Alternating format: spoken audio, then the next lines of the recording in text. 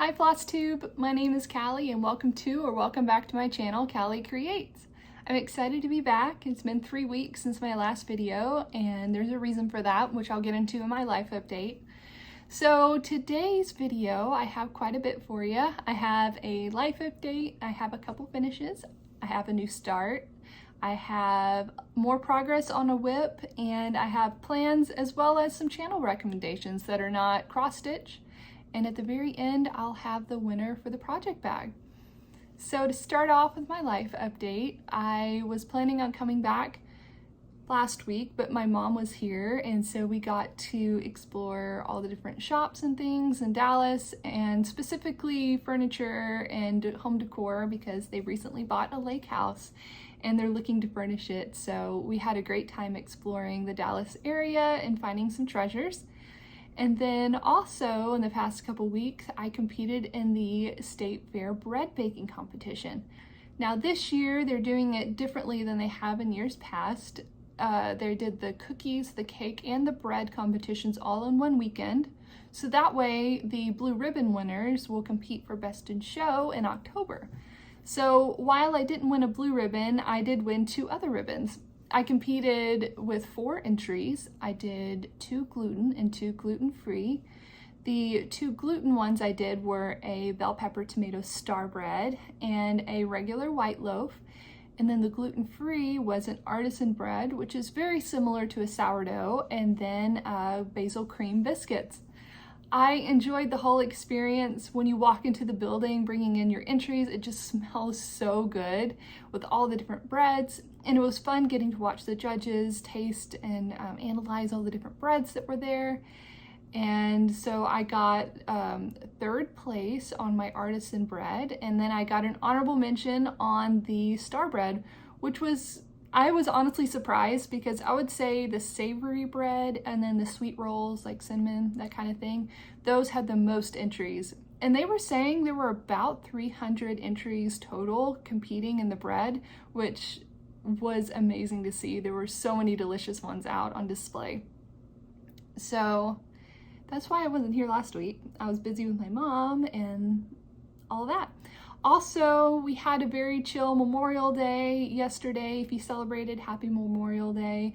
It was very cloudy and rainy here, which was perfect because we weren't planning on going out, and it made for the best stitchy day. So I got quite a bit of progress on my new start, which I'll show you a little bit later.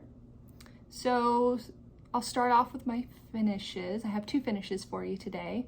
The first one is my Merry Christmas Y'all ornament, which I absolutely love. I think the green and white cording really brought the whole thing together. So I stitched it on 32 count Ocean Air by Fox and Rabbit, and I did my own floss conversion for color and cotton. Got a little fuzz on there.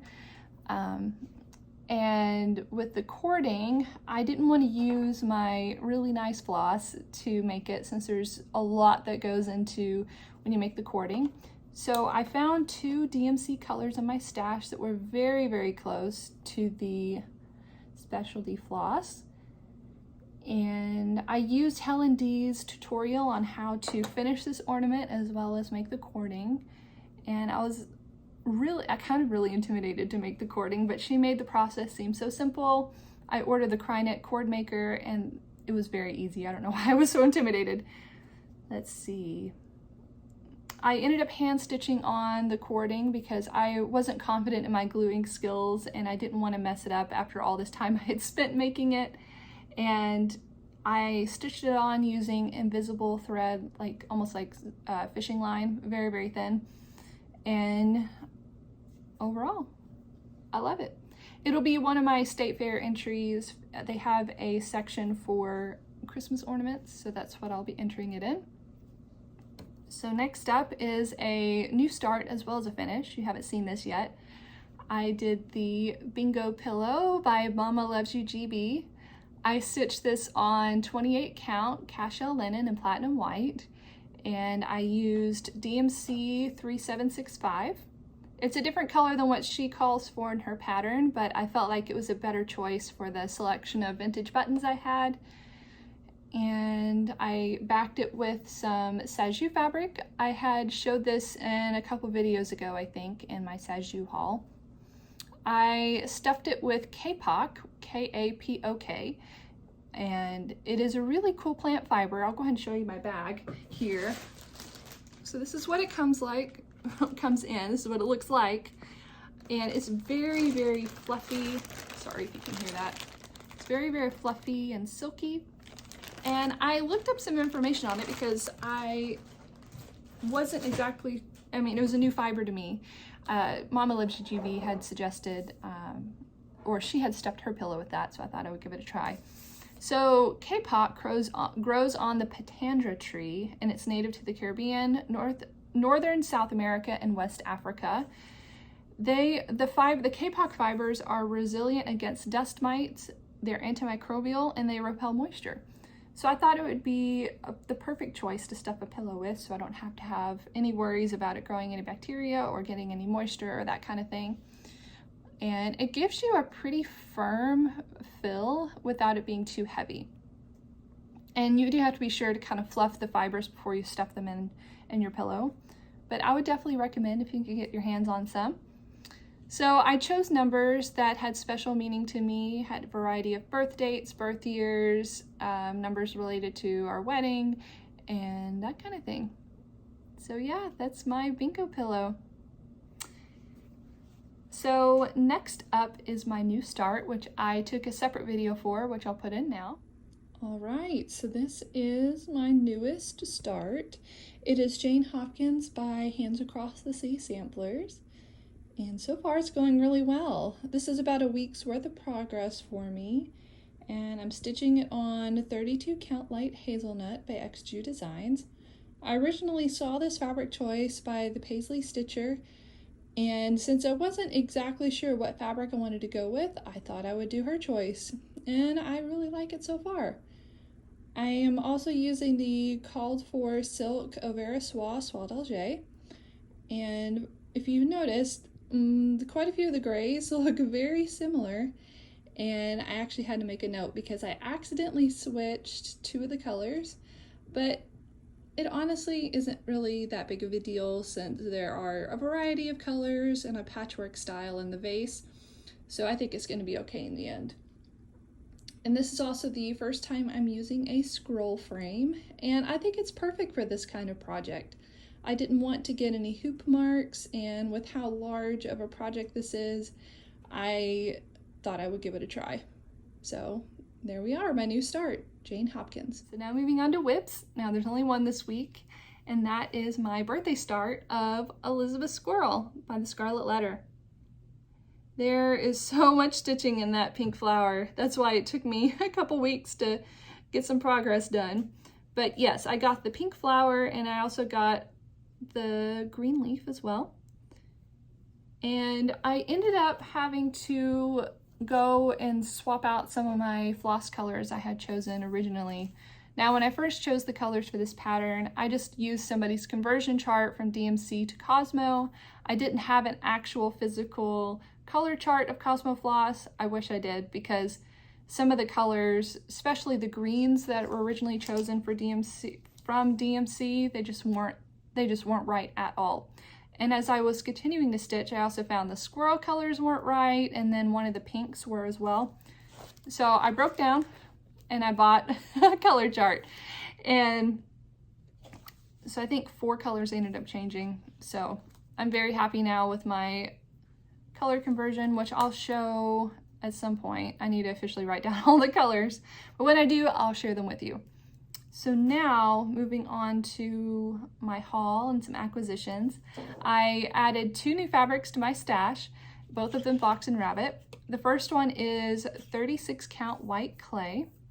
I ordered both of these fabrics from Hollis Hands Creates on Etsy. Now, white clay, I think, is the perfect neutral. It's a little bit creamy, a little bit gray, and I've heard so many people talk about white clay, and they have good reason to. It's wonderful. And then with the other fabric, it's called Flannel Flower. I've also seen quite a few people talk about this color, and it has the perfect amount of modeling on it that's not too high contrast, which is what I like. So I'm excited to have those in my stash, ready for any project. And then I also had picked up the cord maker, as you saw, for my ornament that I had done. And also, I don't have it yet, but it's on its way. I had ordered a custom floss conversion through Roxy Floss Co. for the Dorothy sampler by Fox and Rabbit. I kind of feel like I'm copying Tiger Lily designs. It's not intentional. I mean, I did Mary Morgan when she did hers, and now she's working on the Dorothy sampler, which I'm getting ready to start as well. But I really wanted some special floss to go with this besides DMC. Nothing wrong with DMC. I just wanted to do something different. And I have used Roxy Floss Co. floss before, and I really loved it. So I thought instead of trying to do my own conversion with other brands, I'll just reach out to them and see what they come up with. So I'll put in some picture of the conversion they came up with for me, and I'm excited to get started on it when it's here. And finally, I'll show you, or I'll tell you about my plans. Nothing new. I'm going to continue working on Jane as well as Elizabeth Squirrel. And I'm also going to get back to my embroidered patriotic bunting. I haven't worked on it in about a month. I need to get back to it just so that it will be done in time for the state fair. And also, I would like to have it done for 4th of July so I can have it up in celebration of the holiday. So the last thing I want to mention before the giveaway winner is announced are some channels I've been watching that are not cross-stitch. I like to sprinkle in some videos that are not cross-stitching to give myself some variety while I sit and I stitch. So the first channel is called The Last Homely House. She's from the UK, and I just love her energy and the kind of projects she creates. She's so calming, and it's like you're sitting down to have a chat with her. Now, she does a lot of quilting and she does gardening as well. The next channel is called Escape to Rural France. The guy's name is Dan, and he had purchased a burnt out chateau from the early 20th century. And it's so cool to see him just bring life back into the chateau, and he does daily updates so you can see what he's up to.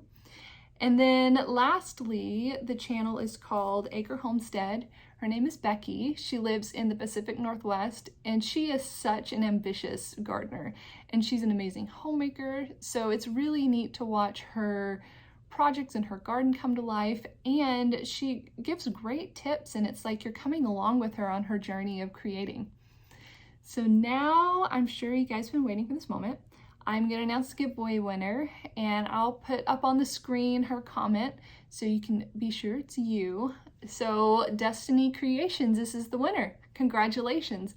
So I'll put my email in the description box, so if you'll just reach out to me and I'll get that in the mail to you. So thanks for sticking around, and be sure to like and subscribe so you won't miss my next video. So with that, I'll see you later. Bye.